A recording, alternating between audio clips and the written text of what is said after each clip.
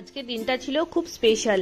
আজকে মাম্মা প্রথমবার মুখে প্রসাদ খাবে, তাই সকালবেলা সাবান শ্যাম্পু মাখিয়ে মাম্মাকে স্নান করানো হয়েছে, একদম ক্লিন করে দেওয়া হয়েছে। তো ফ্রেশ হয়ে ক্লিন হয়ে মাম্মা এখানে ঘুমাচ্ছে। তো আমরা ততক্ষণে রেডি হয়ে নিই।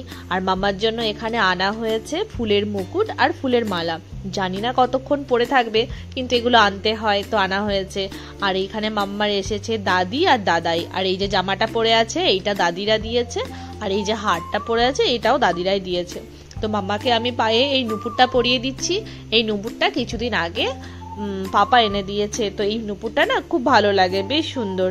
তো আমি ভাবতেই পারিনি যে এই নুপুরটাই নিয়ে আসবে জিগোর পাপা। তো নুপুরটা পরে মাম্মাকে খুব সুন্দর লাগছিল ছোট্ট ছোট্ট পায়ে।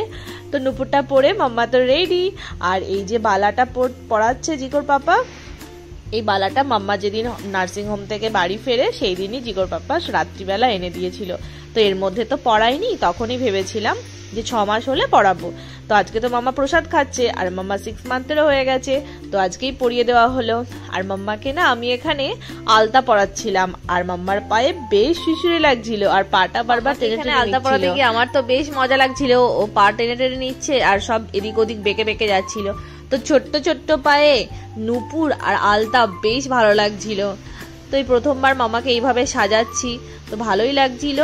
তো মামাকে আজকে মন্দিরে নিয়ে যাব, মন্দিরে ওখানে বসিয়ে ঠাকুরের ভোগ হবে, ভোগের প্রসাদ খাওয়াবো আর চলে আসবো। ব্যাস আজকের এইটুকুই প্ল্যান, আর সেরকম কিছু নেই। আর দেখো নুপুরটা পরিয়ে কি সুন্দর লাগছে পা দুটো, একদম মা লক্ষ্মী। ওরে আমার সোনা মা।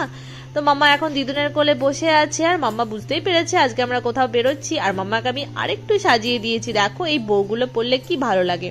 আর দাদা ভাই উঠে গেছে, দাদা ভাই তো রীতিমতো দুষ্টুমি শুরু করে দিয়েছে। তো আমরা এবার বেরোবো, মন্দিরের দিকে যাচ্ছি।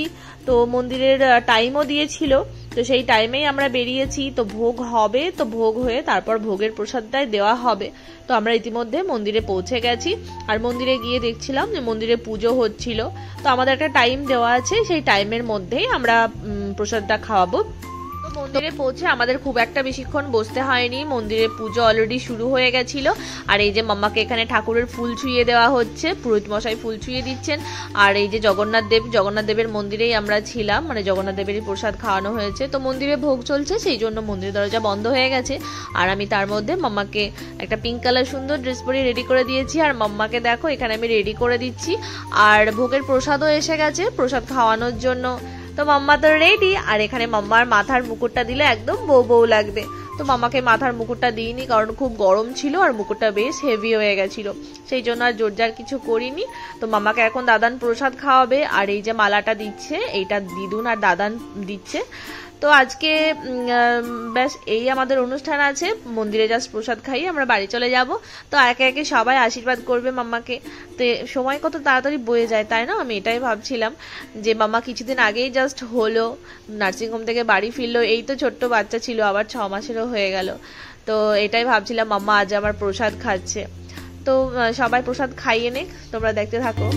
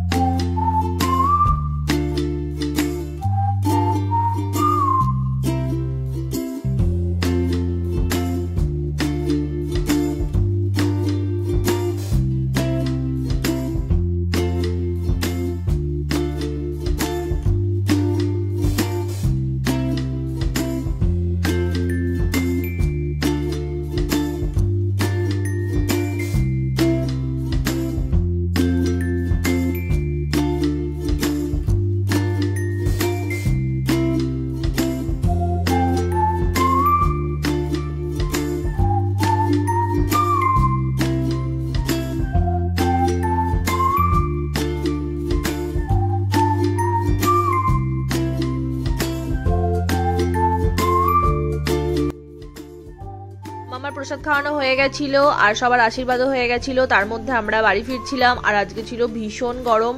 তো বাড়ি ফিরে মাম্মা ঘুম দিয়েছে, একটা লম্বা টানা ঘুম দিয়েছে। আর বাড়ি আসার পর ওয়েদারটা জাস্ট ওয়াও হয়ে গেছিল। এই ওয়েদারটা যদি একটু আগে হতো তো এতটা হয়তো হেক্টিক লাগতো না।